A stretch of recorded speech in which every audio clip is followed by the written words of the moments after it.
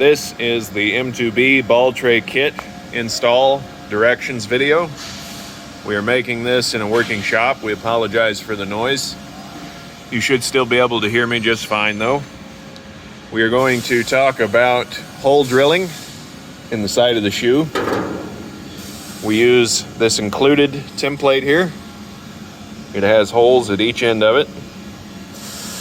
And this is used to get the hole drilled in the right place of the shoe in order to engage with the locking lug or pin on the ball tray. You can see that each ball tray has one locking lug or pin on each side. The first thing you need to do in order to install your M2B ball tray kit is put this template in place. That goes up underneath of the screen rail. You can see it there. We can use a vice grip to hold it in place. You can see that we have the template in place, and we have this end of the template up against the scalping's discharge. You can see it there. Now this particular M2B is a later variant, and it has the edge folded over and spot welded. Other M2Bs may have approximately a half-inch lip sticking out here on the scalping's discharge. So in that case, let's imagine that there was a half-inch lip here. We would then set the drill template up to stop just at the half-inch lip. Note that if your M2B has the folded over lip like this one, again, this is a later variant. If the lip on the scalping's discharge in the shoe is folded over, like you see here, and spot welded over, and it's flat right here, this board on the end of the top screen ball tray needs to be removed. This board must be removed if your scalping's discharge has this folded over lip. If your M2B shoe does not have the folded over lip and it has the half-inch lip sticking out, you can leave this board on the end of the top ball tray. Now that we've discussed the scalping discharge variances and differences, we're going to talk about drilling the locking pin or locking lug hole in the side of your shoe. Again, this M2B has this type of scalping's discharge with the folded over lip. We have the angle iron butted up against the folded over lip, and we have two vice grips on the template. So we have one here and another one here so that we know that the template is up against the screen rail. It's not sagging at all. And you can see now that we have the hole here that we can drill out for the locking pin or locking lug. The drill bit used to drill out this hole is a 7/32 drill bit, 7/32 drill bit. Because we had this M2B up here for rebuild, we already have the shoe out. There are two ways that your ball tray kit can be installed. The simplest and cleanest way would be to remove the shoe from the M2B. However, depending on how rusty the M2B is and how corroded the screws are, that can be quite a job. So this ball tray kit can be installed with the shoe inside of the cleaner without it being removed like you see here. The ball tray kit can be installed with the pans or tongues. These are the pans that divert the grain on both levels onto the screen. The ball tray kit can be installed with these pans in place. In a minute, we will show you that. In order to install the ball tray kit with these pans in place, you do need a right angle drill attachment or a very small right angle drill.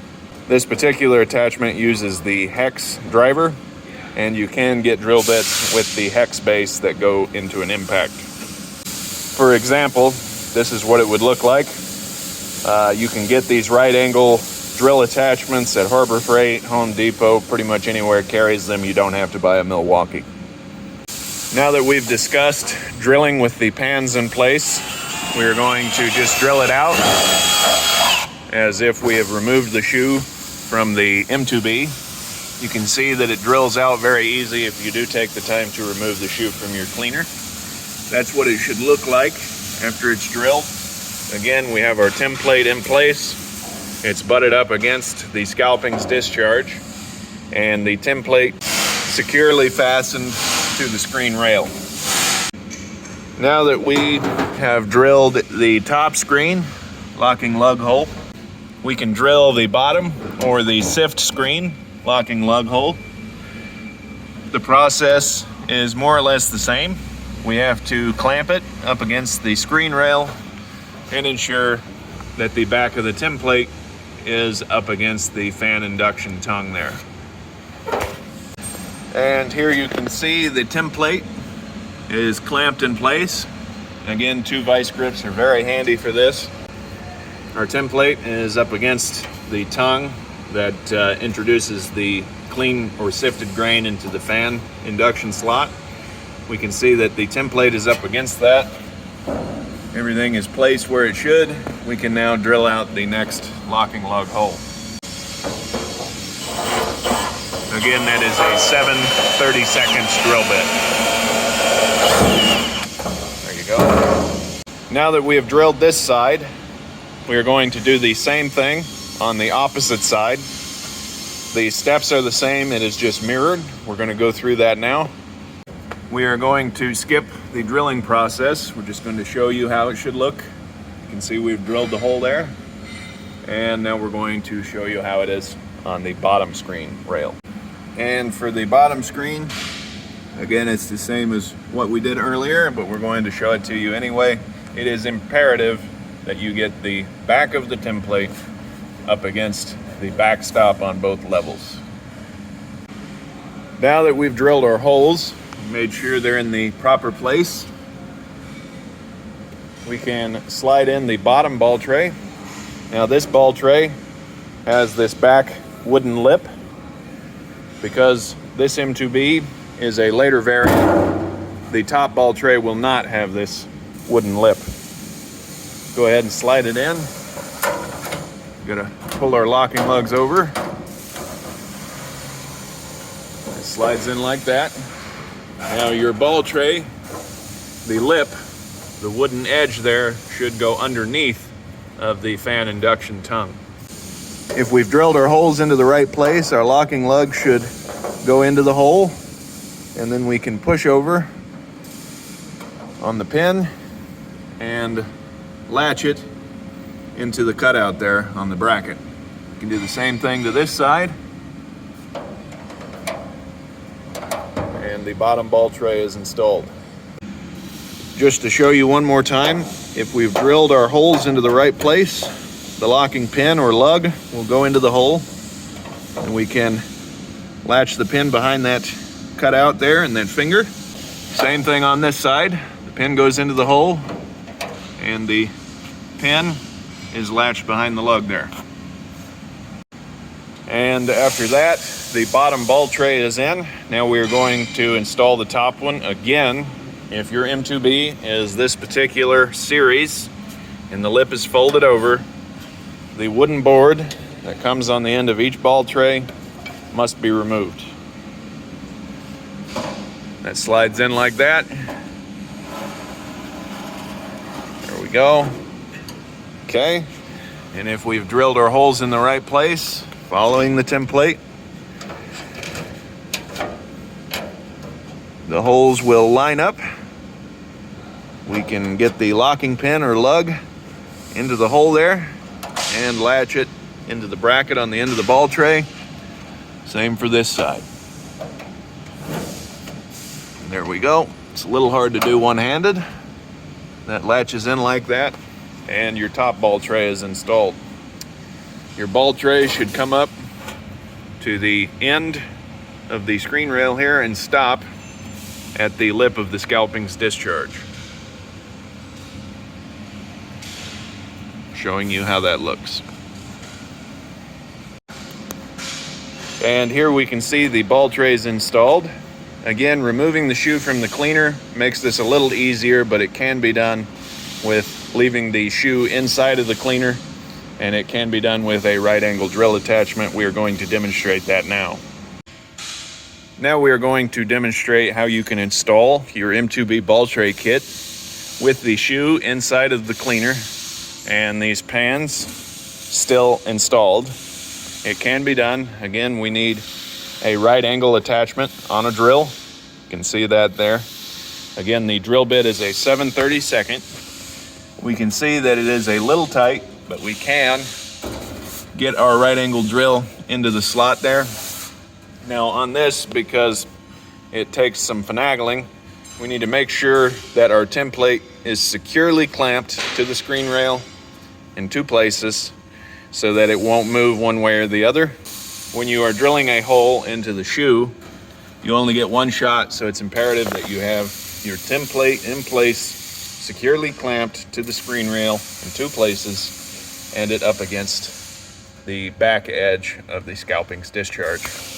There are two ways that you can drill the hole here on the top screen. You can come in from the end that you put the screens in on the shoe. You can see how he has it held there.